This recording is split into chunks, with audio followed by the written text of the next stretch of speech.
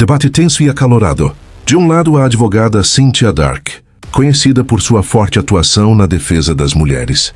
Do outro, Jamile Wenceslao, a advogada que ficou famosa por representar os direitos dos homens. No centro da discussão, relacionamentos, pensão alimentícia, guarda dos filhos e o papel de cada gênero na justiça brasileira. Duas vozes firmes, com argumentos afiados, colocaram fogo no estúdio. Quem tem razão? Assista esse corte polêmico agora, porque aqui no canal Cortes para Todos os Gostos, o debate é sempre direto, sem filtro e com todos os lados da moeda. Curta, comente e compartilhe com os amigos. Vamos ao vídeo.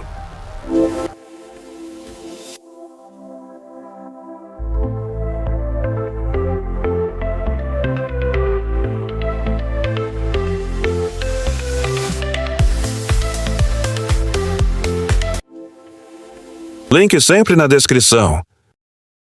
Hoje que a justiça favorece a mulher, doutora Cynthia? Meu sonho, se favorecesse. Se favorecesse, não teriam pais que pagam R$200 de pensão, R$300 de pensão. Não teriam pais que ganham aí quase R$300 mil mensais e quer pagar para um filho autista um salário mínimo.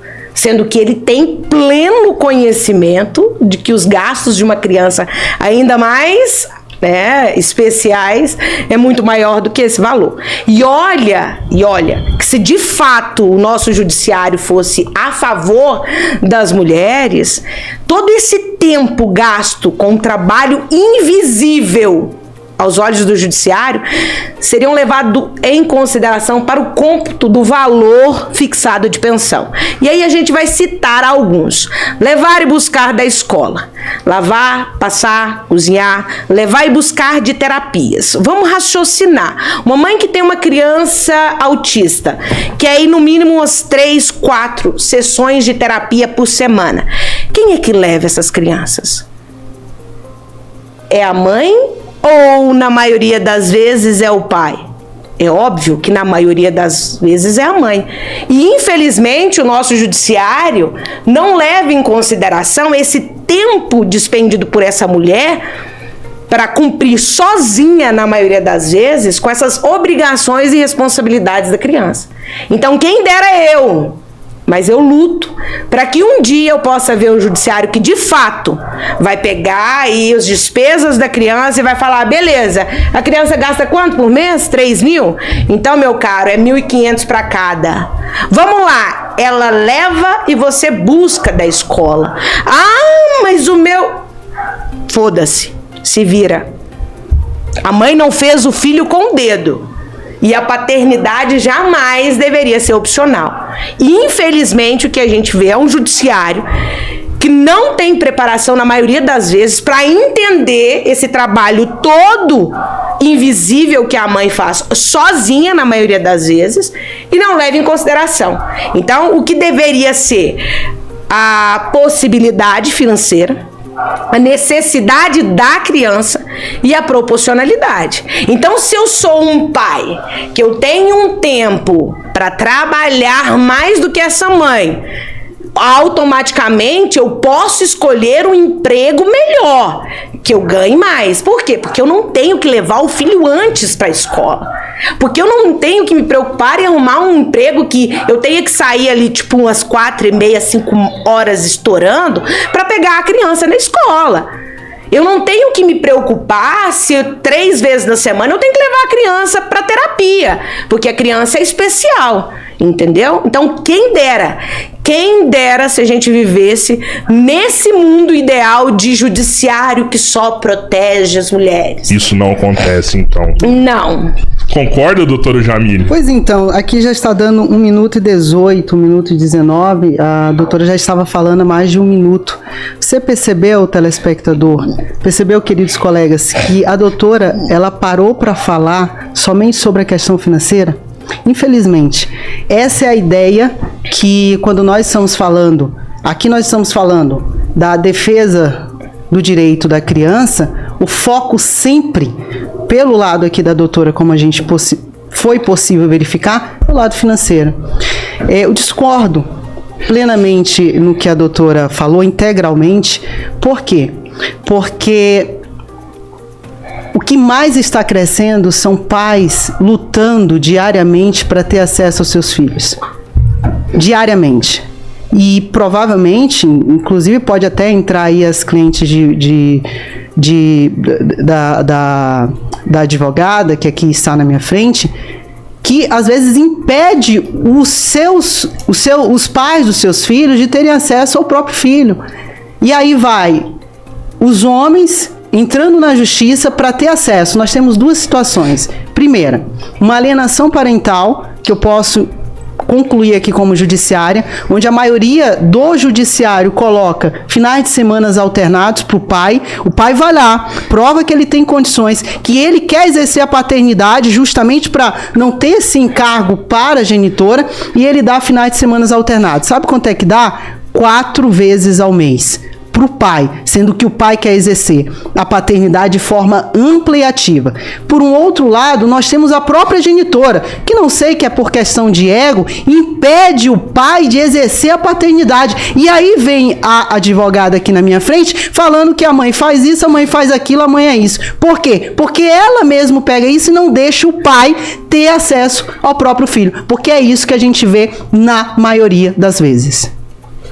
A justiça, então, ela acaba não deixando o pai exercer a função de pai. É isso que acontece? Isso é o que acontece na grande maioria das vezes. O pai vai lá, pede para exercer a paternidade ou até mesmo uma guarda compartilhada da forma como a lei prevê, mas assim não faz. Coloca aí finais de semanas alternados. Inclusive, eu posso até concordar com a doutora parcialmente, sobrecarregando a genitora. Mas não é porque o pai não quer exercer a paternidade. É porque, primeiro, a própria genitora contrata a advogada, que a advogada, juntamente com a genitora, vai se manifestar contra o convívio amplo daquele pai, né? E o próprio judiciário acaba aceitando esse tipo. Ou seja, sempre, na grande maioria das vezes, favorecendo a genitora. Porque na cabeça deles, a genitora tem que ficar com a guarda, ou tem que ter mais tempo com a mãe. E aí a gente vê esse tipo de discurso, como nós acabamos de ouvir. Doutora, sinceramente, vamos raciocinar só um pouquinho. Será mesmo que esse pai... A doutora falou na questão financeira, né? Mas, infelizmente, as crianças têm um gasto. Eu não falei em questão de financeira, foi a doutora que tocou. Então, mas aí eu vou te exemplificar, vou tentar desenhar só não coloca a palavra na minha boca, vou só desenhar, doutora. Pode ter certeza que as palavras vão sair da minha boca mesmo. Então tá bom. Tem crianças, aliás, são todas, né? Que não dá pra gente trancar no armário e falar, oi, fica aqui até o papai pagar a pensão pra você comer. Infelizmente... Mas o que tem a ver a pensão, doutora, com a guarda? Pode deixar eu falar? Ou pode, é só a senhora tem toda a razão, pode ficar à então vontade. tá. Então, por favor, não me interrompa. Fica à vontade. Vamos lá. O que acontece? Se eu tenho uma criança, doutora, eu preciso prover. Quando eu falo sobre o mínimo que não é feito, aí vamos lá. Você acha mesmo, doutora, que uma criança sobreviva com, vamos lá, meio a meio, hein? 300, 600 reais por mês. Beleza, é óbvio que não. E esse cara que paga 300 reais por mês, a doutora acha que ele quer responsabilidade? Na maioria das vezes, o que ele quer? É pagar uma miséria de pensão, é visitar, não vou nem falar conviver é muito mais do que visitar aos finais de semana alternados. Ele quer apenas para tirar a fotinha e jogar nas redes sociais e falar, opa, eu sou um excelente pai. Ou eu vou pegar essas crianças no finais de semana alternados e vou colocar para a avó paterna cuidar. Por quê? A minha prioridade como pai, na maioria das vezes, não é cuidar dessa criança. Na maioria das vezes, é apenas para infernizar a mãe. Essa criança, ela, infelizmente, ela é colocada como objeto nessa relação de abuso. Então, o que acontece? O cara terminou o relacionamento, mas ele utiliza essa criança, já que não consegue mais atingir essa mãe, ele utiliza essa criança para continuar com a prática de violência psicológica com essa criança. Então, eu quero pegar aos finais de semanas alternados. Não, seu juiz, eu quero mais tempo com meu filho. Vou citar um exemplo.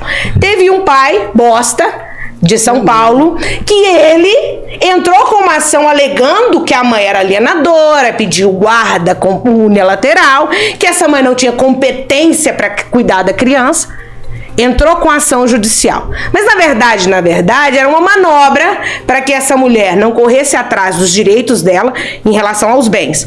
Um valor justo de pensão.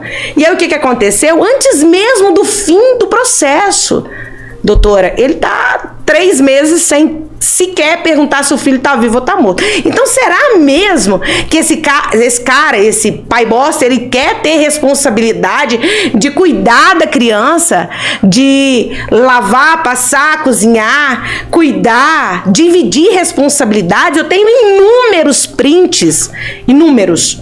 Todos não foram pro processo, é óbvio, né? Para não exceder lá.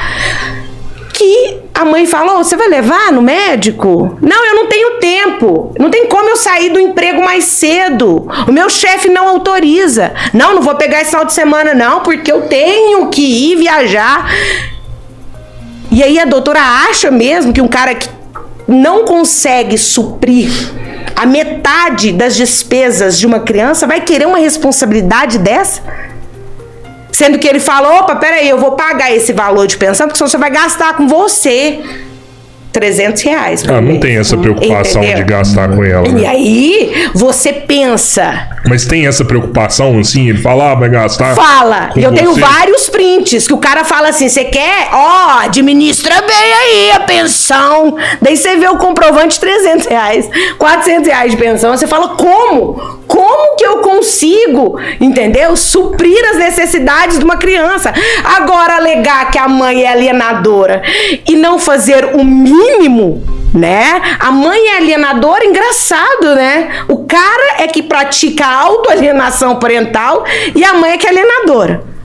A mãe fala, opa, peraí, vem cá, ó a responsabilidade aqui.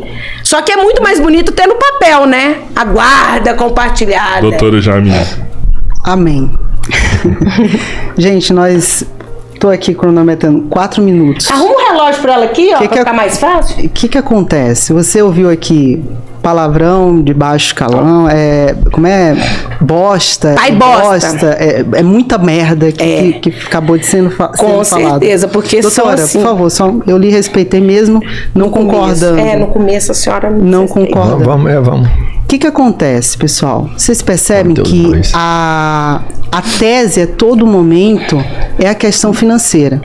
Primeiro, se a pessoa vai lá, encontra qualquer pessoa, qualquer um, se relaciona, uma pessoa que provavelmente, se está pagando uma pensão de R$300, sequer tem condições de sobreviver, porque tudo isso que foi falado é mentira. Porque se a mulher entra hoje no judiciário e ela entra com uma ação de alimentos para que o genitor arque com a pensão, pode ter certeza que vai ter quebra de sigilo bancário. Ela vai... Provavelmente a doutora vai escavanhar a vida desse homem, vai procurar tudo para encontrar alguma coisa para mostrar que ele tem condições financeiras. Então, se chegou ao ponto desse homem pagar R$300, minha querida, meu querido, é porque ele realmente só pode pagar R$300. Aí o problema é que a doutora está aqui praticamente 10, 15 minutos falando da questão financeira, só que a mulher se envolve com qualquer um que só vai ter condições de pagar R$300 por mês, mas ela quer ter uma vida de luxo. E o que a gente precisa entender é que as condições financeiras do genitor e da genitora tem que ser repassado para a criança. Não cabe a genitora querer viver uma vida de luxo, sendo que o pai recebe 2 salários mínimos por mês. É impossível. A conta não bate no final do mês, meu querido. Agora, o que eu gostaria muito nesse debate é não só falar da questão financeira, mas sim de falar da necessidade da criança. Que o que você precisa entender é que a questão da pensão não tem vínculo com a questão da convivência. Esse tipo de debate que a doutora está colocando aqui é exatamente o que eu percebo nos dias atuais. Inclusive dando assessoria para essas pessoas, porque não é possível a pessoa colocar na cabeça que o pai só pode ter acesso ao filho se ele pagar a pensão. Isso não existe. Pensão não tem vínculo com o direito de convivência, não é visita. O pai não tem direito à visita, o pai tem direito à convivência com o filho. A criança não é um objeto, a criança não é uma posse, a criança não é da mãe. A criança, primeiro lugar, a criança tem sua autonomia e ela tem direito de conviver com ambos, independente se o pai pagou ou não a pensão. Só para concluir aqui a minha fala, se chegou ao ponto desse pai ter que pagar 300, 400, 500 reais, pode ter certeza que teve sim um processo judicial. E advogadas como a doutora fez de tudo para esse pai pagar o máximo possível. E se o juiz determinou 300, pode ter certeza que esse pai só tem condições de pagar 300. A vida dele foi vasculhada de cima e com embaixo. Certeza. Foi verificado se ele tem bens, patrimônio. Com certeza. Antes de estipular um valor desse. Só para você ter uma ideia, quando a gente entra com um processo de, por exemplo, de pensão, e você pede uma quebra de sigilo bancário da genitora, porque tem que ser analisada a possibilidade dos dois, não é só do pai. Dos dois. É muito difícil de você conseguir uma quebra de sigilo bancário quando é da genitora. Por isso que eu falo, advogar para mulher é igual advogar para bêbado. Porque tudo que a mulher pede é deferido. A gente precisa demonstrar com provas que a mãe está desvirtuando a realidade factual, que a mãe não está juntando todas as provas, que não está demonstrando a sua real condição financeira e que ela está mentindo dentro do processo. Para aí sim o juiz considerar uma quebra de sigilo bancário da genitora. Mas você acredita que ela faz isso de forma orientada? Ah, com toda certeza. Mas pode acontecer da cliente mentir sim pro advogado. Isso pode acontecer, tá? Isso pode acontecer. Você falou isso, só para mim, eu tive uma dúvida. Tem que avaliar a condição financeira das duas partes para que a pensão exista de forma Vamos imaginar uma criança que conviva de maneira ampla com ambos os genitores. Nada mais justo em que ambos os genitores arquem com as despesas dessa criança. Sim. Vamos imaginar que a guarda ficou uma guarda compartilhada e o lar de referência ficou dos dois. Isso acontece. Inclusive, temos decisão nesse sentido. Então, nesse caso, nada mais justo que praticamente quase 50%, ou a depender da condição financeira de cada genitor, seja dividido nessa proporção o valor do pagamento da pensão. Então, ambos os genitores vão arcar com as despesas da criança de acordo com a sua condição financeira. Nós temos casos, principalmente na atualidade, de genitoras que ganham 3, 4 vezes mais que o genitor. Não é porque a genitora ganha 3, 4, 5 vezes mais que o genitor vai ter que pagar o mesmo percentual que a genitora. Entendeu? Vai ser de acordo com a possibilidade de ambos os genitores. É isso que a gente tem que brigar. E a gente não pode aceitar esse tipo de discurso. E não pode aceitar de maneira alguma, porque advogar para um devedor de pensão, um descumpridor da lei, um abandonador, um criminoso, o vulgo pai bosta, é muito fácil, né, doutora? Né? Muito mais fácil. A senhora advoga, doutora? Porque eu não advogo para esse tipo de pessoa. Eu vi lá no perfil da doutora que a doutora defendeu um que foi até preso por descumprir uma medida protetiva. Como é que é o nome dele? O ex da Ana Hickman, que foi comprovado que ele falsificou um monte de documentos. Doutora, cuidado com os crimes doutora, contra a honra, doutora. Eu posso falar não, ou não? A senhora está acusando os meus clientes. Eu posso falar, doutora? A senhora pode fazer a sua teoria. A senhora citou. Eu citei o ex da Ana Hickman. Então, o ex da Ana Hickman. A senhora tem que tomar cuidado com o que a senhora toma, a sua postura. Advogada e ética, doutora. Postura? Isso, postura. Uma advogada que chama as mulheres de cremosinha. Agora vamos. Cremosa é melhor do que seu linguajar, doutora. Pai bosta. A doutora defende o pai bosta. Gente. Ponto. Vamos lá, agora eu posso concluir? Não, deixa eu concluir. A parte que ela falou a respeito a condição financeira. Então, beleza, doutora. A senhora veio lá do Acre, né? Provavelmente não deve ser ainda milionária. E provavelmente, né, pelo que a gente deu uma olhada, não é uma pessoa que veio de um lar aí milionário, né? Pelo menos foi o que eu vi, não, né? E aí o que acontece? Então, se eu estou na condição de pobre, eu nasci pobre, pela fala da doutora, os seus clientes vão morrer pobre. Eles não podem trabalhar o suficiente para de fato arcarem com a metade das despesas da criança. Então quer dizer que se eu nasci pobre, sem comer carne, sem ter uma televisão em casa, eu tenho que morrer dessa forma, porque a doutora falou que tadinho dele, ele ganha e só pode pagar R$300. Ele não deveria se esforçar para de fato fornecer aos filhos o mínimo? Ou a senhora, sinceramente, né, tá se fingindo, ou realmente a sua convicção, né, colocou na cabeça de R$300 dá e sobra, e banca a mãe, e dá para colocar silicone, e banca os machos da mãe. Então a pessoa que paga R$300, né, que a doutora citou, ela vai morrer sendo pobre e naquela condição. Engraçado. A doutora que tá falando isso. Engraçado, não é só reflexão. Engraçado. A doutora fala, né, afirmando, é diferente de uma reflexão. Aí é com a doutora, né? Vamos lá. Se eu sou um pai e de fato eu entenda que eu tenha essa responsabilidade tão linda, discursada pela doutora, se eu tenho essa consciência, como que eu vou pagar R$300 de pensão para um filho? Como? O que eu tenho que fazer, já que eu não faço nada em relação às responsabilidades e obrigações? O mínimo que eu deveria fazer é trabalhar e, de fato, arcar com a metade das despesas do meu filho. E, doutora, eu não estou falando de vida luxuosa, não. Eu estou falando do mínimo. Doutora, a senhora gasta R$300 no supermercado, doutora? A senhora tem 2 filhos. E aí?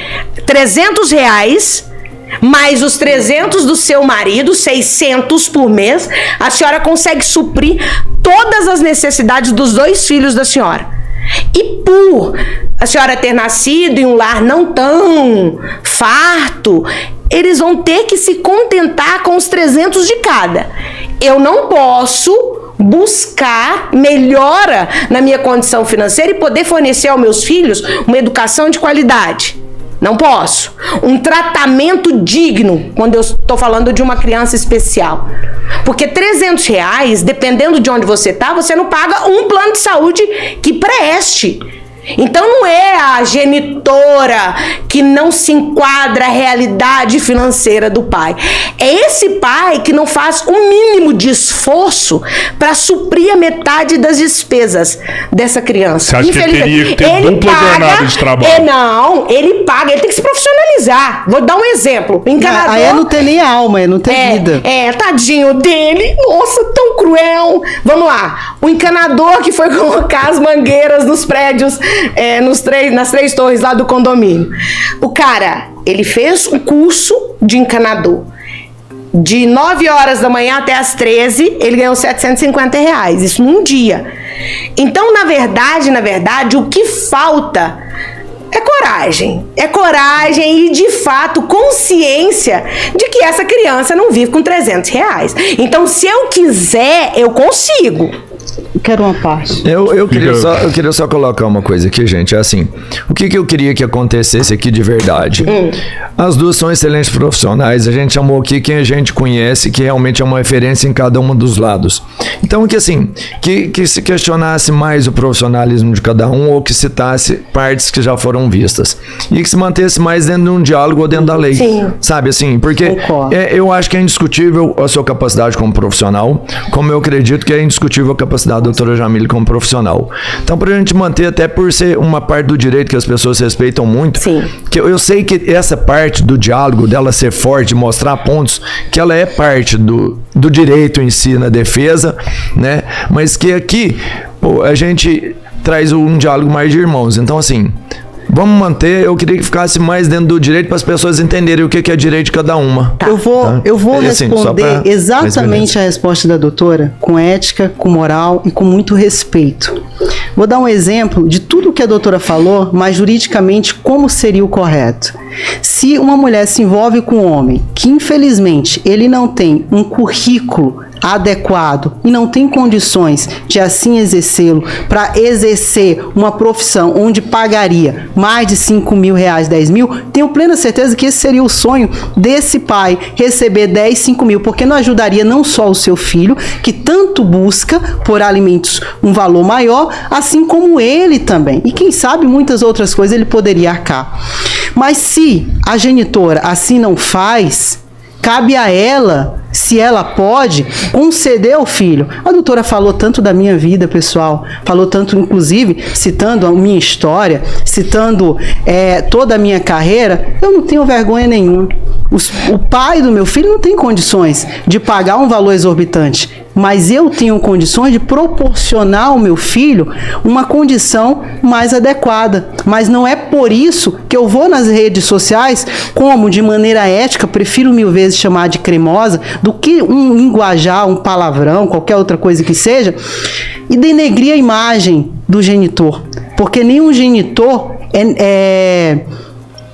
deve ser atacado como a gente verifica com esse tipo de comportamento, tá? Então, mesmo que ele não tenha condições de arcar na mesma proporção que eu posso arcar o meu filho, isso não quer dizer que o pai do meu filho seja uma pessoa com essas palavras que a doutora colocou, um pai disso, um pai daquilo, porque a partir do momento em que eu começo a caracterizar o genitor dessa forma, eu estarei praticando alienação parental. E isso é inaceitável, porque nós não podemos aceitar. Porque sabe quem é que vai estar praticando a violência contra a criança? Será a genitora, a partir do momento que ela tiver esse tipo de pensamento. Então a gente não pode aceitar, porque a alienação parental, pessoal, é exatamente essa, desclassificar o genitor na frente do filho. Imagina a mágoa, imagina a energia negativa que essa criança vai crescer. Então a responsabilidade não é só do genitor. Se ele não conseguir repassar para a criança uma condição financeira maior, tá bom? Você acredita em autoalienação? Autoalienação. O que é alienação? É você pegar a criança e utilizar de artimanhas, práticas, para denegrir